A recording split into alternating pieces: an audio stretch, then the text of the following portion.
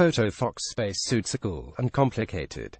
Earlier this week, my colleague Lauren Grush launched her new series Spacecraft by seeing what wearing one is like. The answer: exhausting. Unsurprisingly, science fiction writers, movie directors, and prop makers also love spacesuits. You'll find them everywhere, from Robert A. Heinlein's novel Have Spacesuit Will Travel to the latest Alien movie.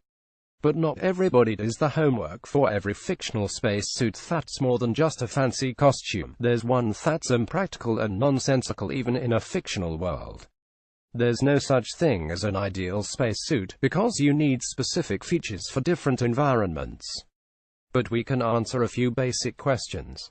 Is a fictional spacesuit safe and wearable for its characters? Does it perform its task well, and does it realistically look like it could perform that task? With that in mind, here are some of the greatest and most cringeworthy depictions, arranged from worst to best.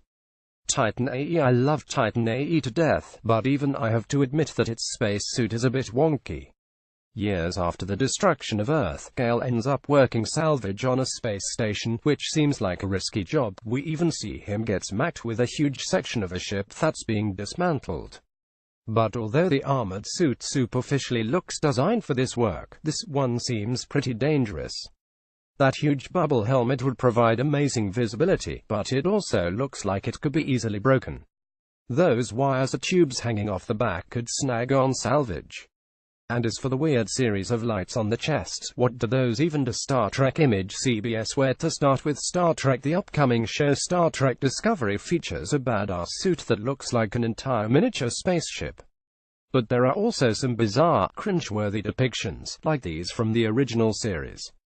They're sparkly, they have weird, seemingly useless colored attachments, the wearer can really only see right in front of them, and the visor extends to the back of the head for some reason. Fortunately, the show went with some marginally better but still science-fictional versions for the motion picture, and some really plausible ones in Enterprise. But although the latest series suits look cool, they don't seem that realistic either, with an emphasis on armor and propulsion over anything else. We'll have to wait until later this year to know just what they're used for. Explorers on the Moon. One of my absolute favorite spacesuits appeared long before real humans went into space. It's in the 1950s Tintin comics and later cartoons Destination Moon and Explorers on the Moon. These suits aren't what we ended up using. They're hard armor with a bubble helmet rather than lighter cloth, and seem cumbersome to wear and walk around in, not to mention specifically fitted to each person and dog. But they're still a beautiful, iconic design that did draw on some real concepts. While they certainly predate the space age, Unhergay does depict the suits in use on the Moon, as well as a couple of points where they're being constructed and fixed, which means that he did put some thought into how these theoretical spacesuits might have functioned. Destination Moon. The 1950 film Destination Moon is another classic that predates the space age, like Explorers on the Moon. But it's one of the first to deal with space travel in a somewhat realistic way, almost 2 decades before astronauts landed on the Moon, and even before the first rockets brought the first satellites into orbit. The suits used in the film look pretty cool. They're not exactly what we ended up using for lunar EVAs, but they get all the basics: flexible joints, detachable helmets, life support, and so forth. They even color-coded each astronaut so that the audience could tell each character apart. NASA only figured that out after Apollo 11, when people couldn't tell the astronauts apart on the television broadcasts, and slapped some stripes onto the mission commander's suit. Stargate Universe. The Stargate franchise has used its share of spacesuits, ranging from plausibly realistic to downright strange. The last series, Stargate Universe, is definitely the latter. When an expedition is stranded on a distant starship, they discover several of these outfits and use them to explore a couple of hostile planets. But the suits look extremely cumbersome, with a lot of armor that will restrict one's movement, not to mention corners and edges that could snag on the surrounding. To be fair, they were designed by a long-lost, advanced human race, so maybe we just don't know what they were going for. Firefly Image Fox. When I first watched Firefly, I was struck by an early scene where protagonist Captain Mal Reynolds is floating through space in a distinctly patched-together suit from repurposed parts, like his old combat helmet. Like lots of things in the series, these suits look like they could be used for any activity, whether that's stealing cargo, working on exterior repairs, or just moving around outside. But while it fits thematically, these activities are all pretty specific tasks, and I just can't quite buy that a suit made up of random parts is going to be safe or effective at any of them in the long run. Battlestar Galactica Image Universal Sci-Fi. For a space show, we don't actually see many space suits in the Sci-Fi Channel's revival of Battlestar Galactica. On the rare occasions people head into space, it's usually pilots flying combat to patrol missions where they wear suits designed to keep a pilot alive after being ejected, which look closer to high-altitude fighter pilot uniforms than your traditional space suit. That said, these suits can keep someone alive on a planet's surface, as we saw early in the show when Kara Starbuck's face is shot down on an uninhabitable moon. These suits do have great helmets that afford quite a bit of visibility and can be pressurized, but there's still some sci-fi artistic license. They look probably easy to move around in, and don't appear to have a whole lot of life support options. If you're shot out, you've better hope for a quick rescue.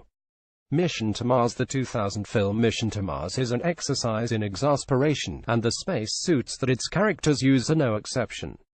These suits are used interchangeably between surface and space expeditions, and the helmets look as though they limit one's vision quite a bit. But there are some good things here too. The suits piggyback off the design of real space suits, and include some realistic details like backpacks, chest controls, flexible joints, and color-coded suits. Interstellar calls back to past cinematic space suits, which certainly look plausible and realistic, with details like color coding for different characters. These appear mainly to be used for ground excursions, or for when they're performing maneuvers in the Endurance. They do have some neat features, like thrusters mounted on the arms that don't seem all that practical for long-term use. But ultimately, these suits just look kind of boring, which is a shame, given that most of the film's design is really distinctive. Armageddon. Weeks before Michael Bay started filming his 1998 blockbuster Armageddon, he apparently went to the props department and was dismayed at the space suits that he saw. It looked like an Adidas jogging suit on a rack, he complained. And if you don't have cool space suits, your entire movie is screwed. The film actually does use some realistic suits. The characters train in a dive tank at NASA, and they're later seen in the advanced crew escape suit that real shuttle crews wore during launches. But the suits they wear on the asteroid are fictional next-generation designs. They look a bit complicated and are designed specifically for ground missions, carrying thrusters to keep someone on the ground in a low-gravity environment. Props for specific purposes there. Incidentally, the same year's other blow-up, the asteroid before it strikes the Earth movie, Deep Impact, also featured astronauts at work in space. But the production used some suits that looked quite a bit more like the ones that are really used by astronauts. Outland. An underrated sci-fi classic is the 1981 film Outland, which featured Sean Connery as a federal marshal working on a mining colony on Jupiter's moon Io. The film features a fairly iconic suit, with a massive helmet with lights designed to show off the actor's face. The suits look pretty basic. They're color-coded, have a life support system and a couple of tubes that look as though they'll get caught on things, but they look fairly rugged and easy to use for the wearers. Those interior lights would probably get annoying, though I can imagine that they'd reflect off the helmet's inner surface and be really distracting. Moon. Sam Bell, the sole occupant of a mining facility in Duncan Jones' debut film Moon, uses a really fantastic-looking space suit. Bell's suit draws some inspiration from NASA's astronauts, as well as some classic science fiction films, like Alien. This space suit is designed for excursions out onto the lunar surface or driving a rover, and it's simple enough for one person to don. Good when you're the only person there. The helmet pops off easily enough, and there are plenty of lights for a worker to use while out and about, but the props department didn't had extras just for show. Another nice touch, Sam's suit even appears visibly whilst when the film begins. 2001: A Space Odyssey. It's hard to find a spacesuit design that's more iconic than the one from Stanley Kubrick's 2001: A Space Odyssey. These suits appear a couple of times in the film in a couple of different environments, first when the characters go into Tycho Crater to explore an anomaly, and later on the ship Discovery 1. These suits are designed with a good dose of cool 1960s futurism, but they also get a lot of details right, thanks to designers who worked in the space and tech industry. They have control panels and life support, and seem to perform the jobs well, at least when you have your helmet on. Chris Hadfield later noted that the production even captured things like the sound of breathing while suited up. The production was even good enough to make people think Kubrick faked the moon landings a year later. Alien franchise. The Alien franchise is loaded with cool space suits, some better than others. Alien leads the way with the suits the crew of the Nostromo's uses for surface EVAs. These look appropriately designed for use in a harsh environment, while the spaceship comes equipped with another space EVA suit stashed away in its shuttle. The suits in Alien Covenant, which Adam Savage geeked at over at San Diego Comic-Con, are also dedicated purpose designs, meant for light EVA and surface work. And then there's the hard suit that's used for more heavy lifting, and has a completely different design. But there are also some misses, like the surface suit used in Prometheus. These suits are beautiful, skin-tight, lightly armored, with a fantastic bubble helmet. But as cool as they look, they don't seem very functional for serious or unexpected work, and they're not good at all at keeping alien acid vomit at bay. The Expanse image. Sci-Fi. The Expanse is set in a plausibly realistic future in which much of humanity lives and works around the solar system, and a result, the show's characters use a variety of space suits. In most cases, what we see are really utilitarian garments, used by blue-collar workers on spaceships or space stations. These suits look as though they're designed with an eye towards practicality, and they're not overly large or cumbersome. The helmets provide protection and some visibility, with lots of interchangeable parts or attachments for specific needs, such as working on depressurized parts of a spaceship, or out on an asteroid. Like Firefly's suits, they appear to be well worn and patched, but these look like they're quite a bit more durable than those ones. Image. Sci-Fi. There are high-tech suits in the show as well. The Martian military uses some heavily armored designs from the soldiers and marines, who appear to be right at home in space, or on the surface of uninhabitable planets and moons. These suits are not only designed to protect a wearer from outer space, but also to wage war in a vacuum or on the ground. Gravity. Of all the films on this list, Gravity draws the most from the real world, so it naturally takes its cues from real equipment. The characters also use a couple of different suits, which is a nice touch. At one point, Ryan Stone dons a Russian spacesuit when she escapes into a Soyuz lander. The film does take some liberties, though. Stone gets in and out of these suits really easily, and doesn't wear a cooling garment, whereas in real life, these are suits that are quite complicated to put on. But their appearance is as close as we can realistically expect in a big-budget Hollywood film. Sunshine. In most cases, a film spacesuit is a film spacesuit. Sometimes, however, film designers recognize that they need something really specific. Case in point is the EVA suit used in Danny Boyle's movie Sunshine. What really makes this suit really stand apart is its golden exterior, and the fact that it isn't designed for any sort of multi-purpose use. It's intended only for the Icarus and its mission to go close to the sun, and allow the astronauts on board to go outside if needed in an environment of intense light.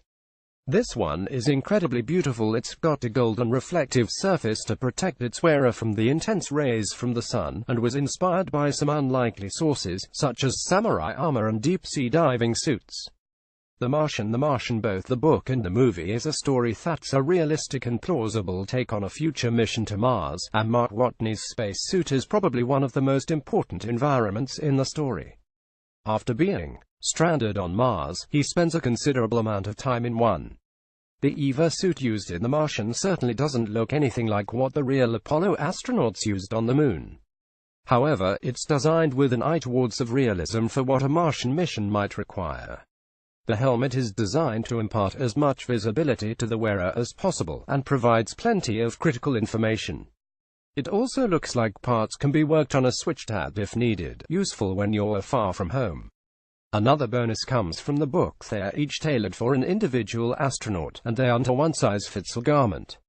Photo by Andrew Liptak. The Verge. The film also goes above and beyond by showing that spacesuits aren't multi-purpose. There's one for the ground operations, but also an EVA suit for use in space, which looks really close to modern suits that NASA currently uses.